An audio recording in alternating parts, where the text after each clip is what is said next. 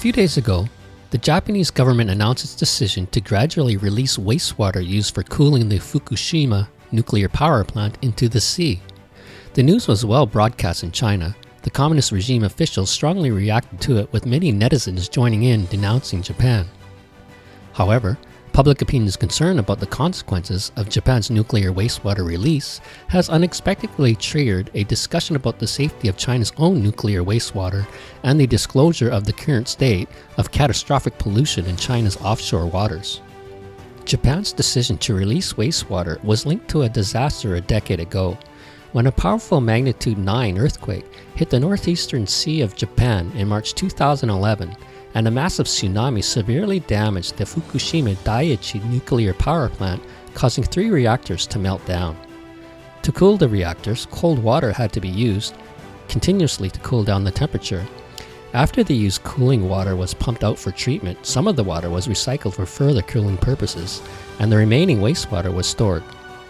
TEPCO, which operates the Fukushima Daiichi nuclear power plant, has built more than 1,000 large storage tanks with a total capacity of 1.37 cubic meters to store wastewater. Now, the storage capacity of these facilities has reached 1.25 million cubic meters, close to the upper limit of use, and they are expected to be completely filled next year. What to do? One solution is to build more storage tanks to hold more wastewater. The problem with this approach is that it is not safe to build new tanks because Japan is an earthquake-prone country. If the facilities are damaged during an earthquake, there will be new leaks of wastewater. Therefore, the fewer facilities that hold hazardous substances, the better. The alternative solution is to gradually discharge some of the wastewater to make room for new wastewater. The diluted wastewater will be gradually discharged into the sea over the next few decades. There are several ways the wastewater could be discharged, such as to pressure it underground, evaporate it into the atmosphere, or discharge it into the ocean. If the wastewater is pressurized into the ground, the untreated and undiluted radioactive material will spread in the underground water, which will pollute and destroy the entire groundwater resources and become an ecological disaster.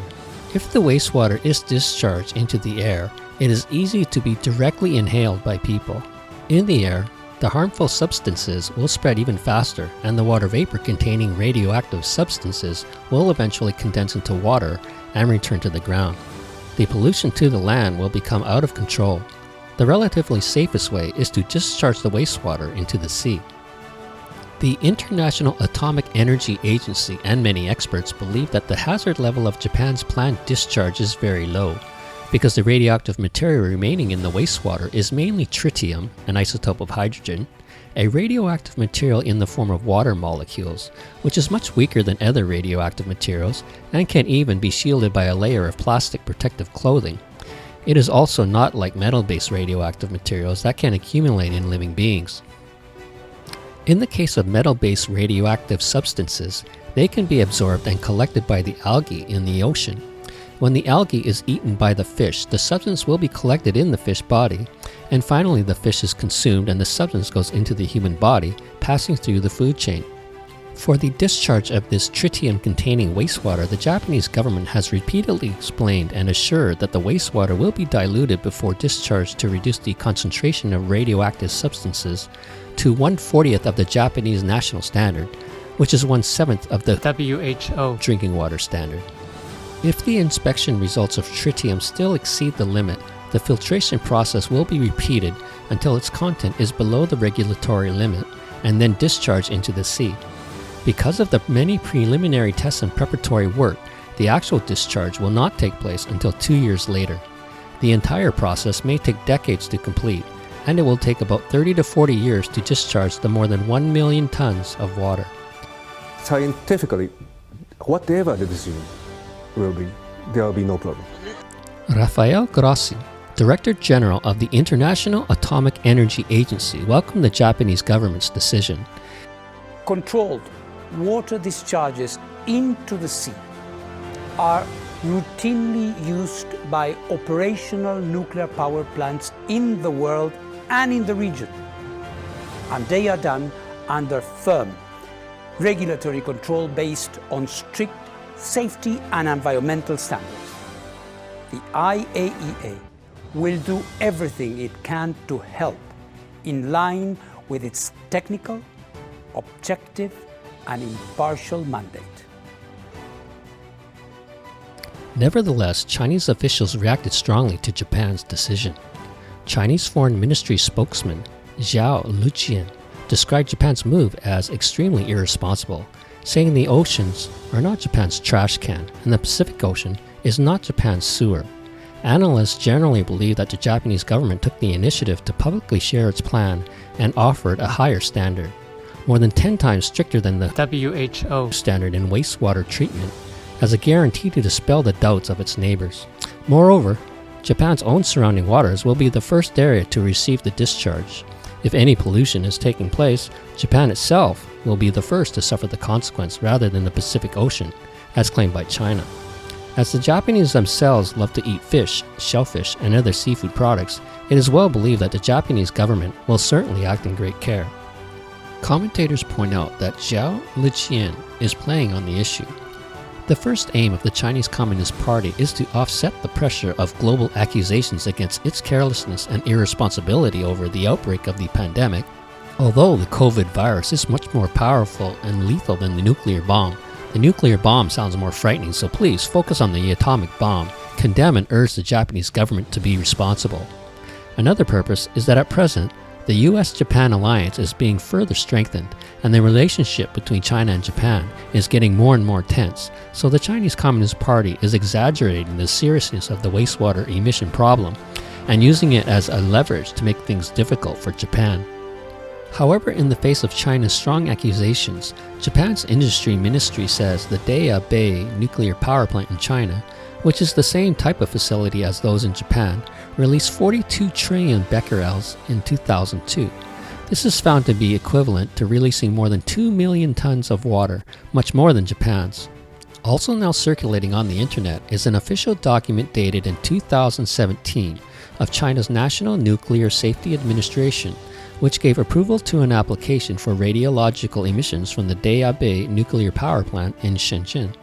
According to the data shown in the document, professional calculations have indicated that the annual emissions of radioactive substances from the Fukushima are only 1/10 of those from the 6 units in Daya Bay, which means that the Daya Bay nuclear power plant is even regularly emitting harmful substances into the sea and air under normal operation, and it is 10 times more than the planned annual emissions of radioactive substances from Fukushima.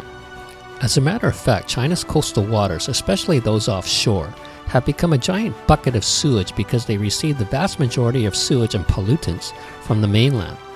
80% of China's coastal waters are already heavily polluted and close to ecological collapse. In comparison, the pollution from the 49 nuclear power plants currently in operation in China seems insignificant.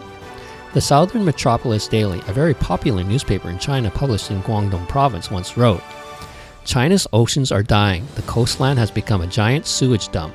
Fewer and fewer fish, murky water, unbearable air. The once rich, lively seaside has become uninhabitable." Stories of people fleeing the coastline are being played out in several seaside towns, from northern Jiangsu province to Shandong. After the sewage flows into the sea salt, which is made through the coastal salt farms, is poisonous and returns to the table. The sea is turning into a dangerous place. According to the Chinese Ministry of Ecology and Environment's Bulletin of China's Ecological Environment, the most significant pollutants into the sea are those produced by the industries along the coast and discharged directly into the sea with no treatment. For example, the official figures for 2010 show that 461 industrial sources, domestic sources, and integrated outfalls with a daily discharge of more than 100 tons of wastewater have totally discharged 5.092 billion tons of sewage directly into the sea in 1 year. This does not include the huge number of sources of pollution from agriculture, fisheries, and rural areas and towns distributed along the coast. The second major source of pollution comes from the various rivers that enter the sea, and the resulting amount of pollutants is even greater. China's coastal zone has more than 1,500 rivers of all sizes entering the sea, and the runoff of the rivers entering the sea accounts for 69.8% of the total river runoff in the country, and all industries near the rivers entering the sea treat China's offshore as a sewage bucket. The water quality data released in the bulletin of the Ministry of Ecology and Environment show that only 7.3% of all monitoring sections of rivers entering the sea are seen as clean, meaning that 93% of the water is substandard. The 2018 China Marine Ecological Environment Bulletin shows that China's offshore pollution is mainly concentrated in the inner bays and rivers estuaries. From north to south, namely Liaodong Bay, Bohai Bay, Leizhou Bay, Jiangsu Coast, Yangtze River Estuary, Hangzhou Bay, Zhejiang Coast, and Pearl River Estuary, especially the Bohai Sea, which is most serious. According to the figures of China's official news agency, more than 700,000 tons of pollutants are discharged into the Bohai Sea every year, accounting for 47.7% of the total amount of pollutants entering the sea nationwide. A number of marine experts believe that the Bohai Sea is becoming increasingly desertified. That is, the marine ecosystem is completely destroyed. Most of the organisms disappear, or even no organisms at all, almost becoming a dead sea. Severe industrial and pesticide pollution has led to a devastating blow to fishery resources in China. Consequently, China's offshore fishery resources have been completely depleted. 90% of China's offshore waters have no fish to catch, and some waters are even devoid of any living creatures.